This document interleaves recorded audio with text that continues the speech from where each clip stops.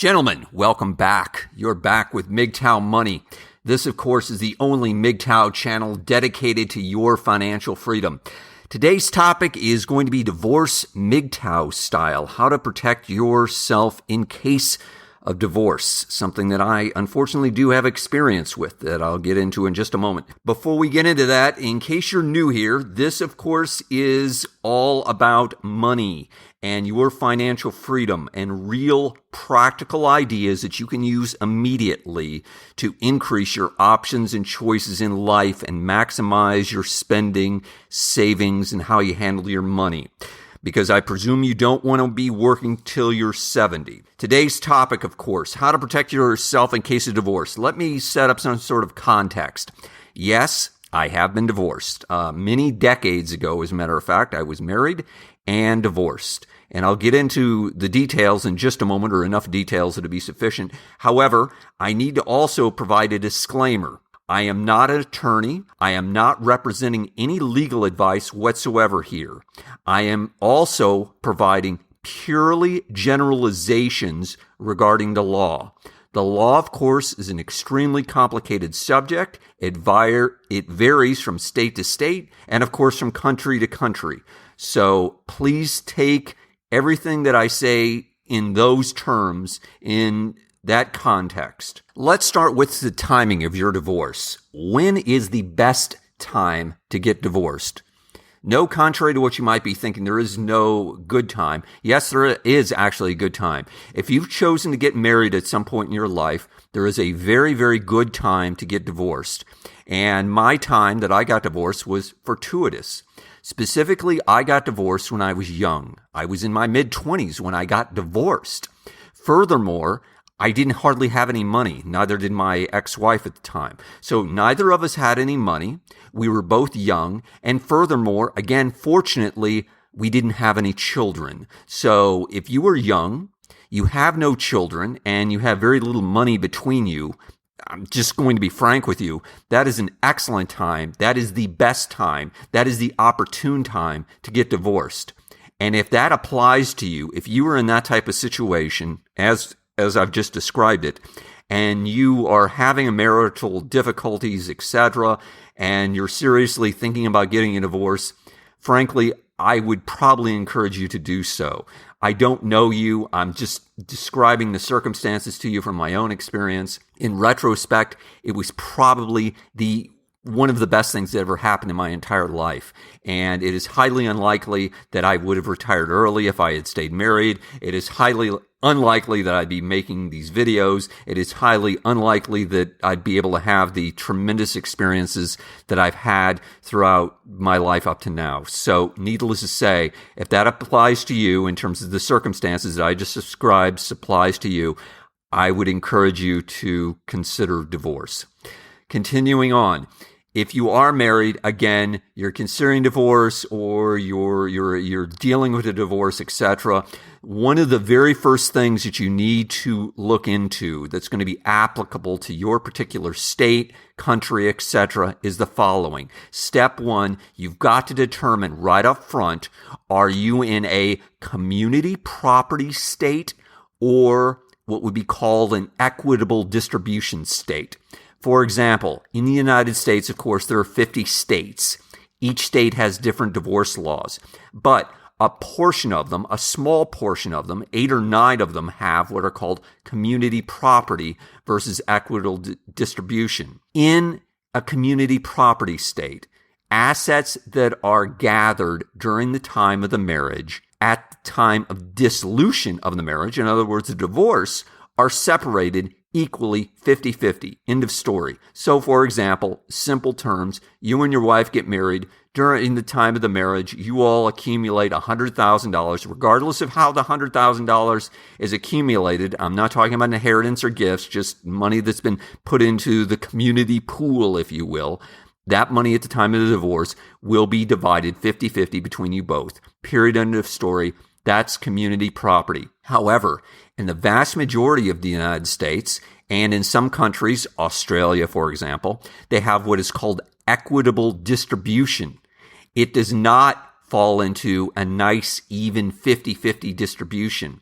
Unfortunately, and I think frankly this becomes frightening, it gets handed over to the courts. It gets handed over to a judge, and the judge is going to decide on quote unquote an equitable distribution of the assets.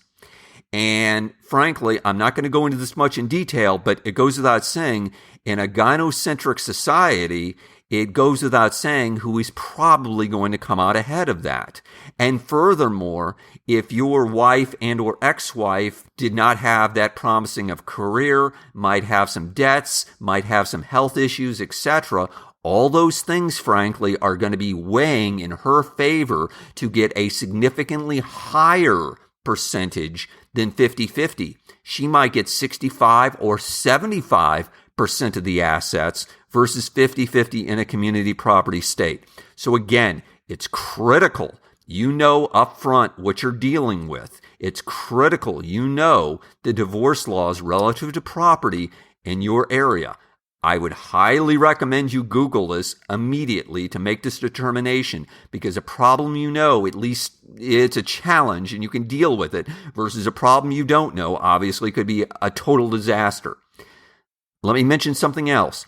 Some of you might have a prenuptial agreement, a prenup. In other words, an agreement that was made prior to marriage, establishing a lot of these types of things relative to division of assets. In my opinion, and the experiences of many, many others, frankly, your prenuptial agreement is probably not going to be worth the paper it's written on. In other words, you can probably flush that prenuptial agreement right down the toilet. It's not going to be worth anything. I'm not saying this as an attorney. I'm saying this as a layman who has done enough research on this subject, especially if you've been married for several years, let's say more than 7 to 10 years. It is highly likely that your prenup is going to be worthless. It's especially going to be challenged. In other words, your prenup will be challenged and potentially just thrown out of court if there are children involved. It is extremely unlikely that they will consider your prenup if any children are involved. Another idea that I have for you that you need to strongly consider is that if you are considering divorce, God knows, obviously, try to keep it civil as best you possibly can, and I know that's extremely difficult, believe you me. Number 2, continuing on with that same idea, using a mediator versus a divorce attorney, or attorneys, plural, is a terrific way, is a fantastic way that you can save yourself as well as your wife a lot of money. Both of you need to see this as the real winner in any divorce are going to be the divorce attorneys. If you can engage a mediator, hopefully someone who is going to be non-partial, who's going to be a true mediator in the situation, this person might be able to help you to allow the divorce to proceed legally and avoid without tremendous costs. Let's just say that, and without tremendous heartache. Inevitably, there's going to be some heartache. But the point being is that it's an alternative versus the typical, we're each going to get lawyers and we're going to battle this out and we'll see who wins. That's not the route you want to go, gentlemen. I promise you. Number 3, the third idea that you want to do to hopefully protect yourself to a certain degree prior to getting a divorce, or if you are already in the midst of divorce, is ensuring that you're setting up separate assets as much as humanly possible. Separating those assets in every way, shape, or form, separate bank accounts. Hopefully you've already set up a separate residence, or you've already at least got plans to do so, etc. You need to physically separate yourself. I'm not just talking about from a residence, but also from a financial standpoint as quickly as possible. Someone had referenced in the comments regarding potentially shifting assets to a brother or this type of hiding assets, etc. Frankly, I don't recommend it. It will inevitably, if you're found out, it will blow up on you. There are companies that are engaged with one specific criteria, and that's to attempt to uncover hidden assets. So the point being, and frankly, don't do it. it's probably not going to work. Something else that you need to be aware of, this especially applies to those of you who may have children that are going through divorce. And this is something that's very sensitive to me that I take very, very seriously because, frankly, I'm a child of divorced parents. The biggest loser in your divorce is going to be your child or children, depending upon whatever the case may be. They are the losers, period. They are going to be suffering repercussions for years, and I'm not going to sugarcoat it, and they're probably going to hate you and your wife like you cannot believe. And I understand this is going to make you very upset, so be it. I don't know what else to say. However, here's a couple of ideas that might be able to mitigate things and hopefully make things a little bit better for them. Number one, ideally, you need to keep them in the same house. They need to stay in their same residence. They need to keep their same routines as much as humanly possible for as long as possible. So as long as you can keep them in their house, that is a very, very positive thing.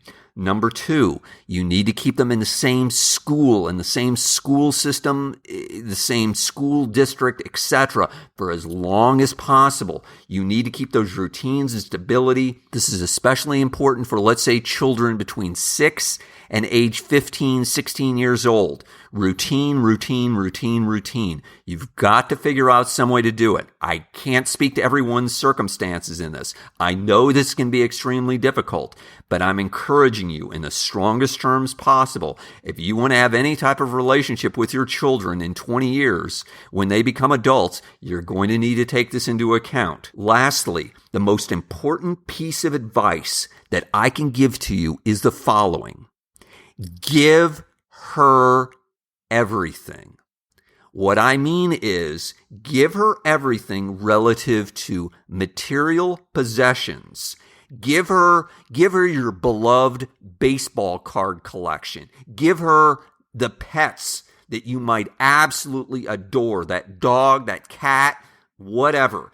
Give her the house if she's insisting upon it. Give her all the furniture. Give her all the clothes. Give her the cars. Give her all the material possessions that she could possibly want. You want to overwhelm her. If she says, well, if I want your beer can collection, or I want that gold chain that's worth $10,000 US, give it to her. The things that you want to fight for is very specific.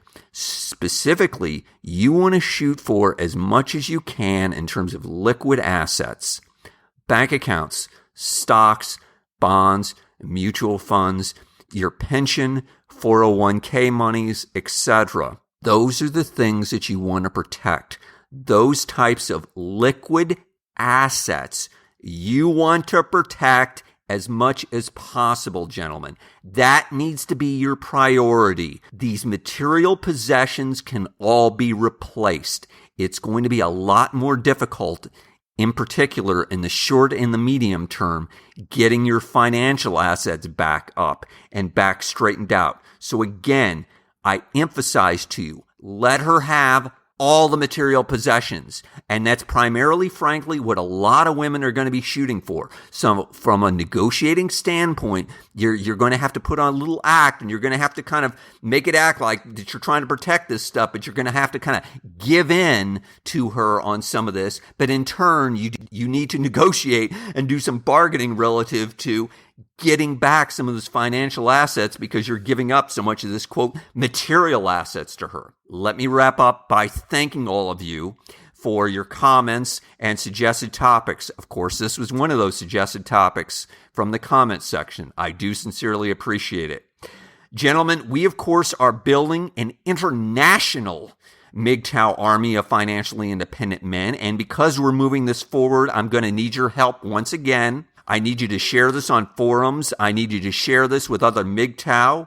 And most importantly, I need you to hit the subscribe button now if you haven't already, and hit the like button if you found this useful. As always, John Galt out.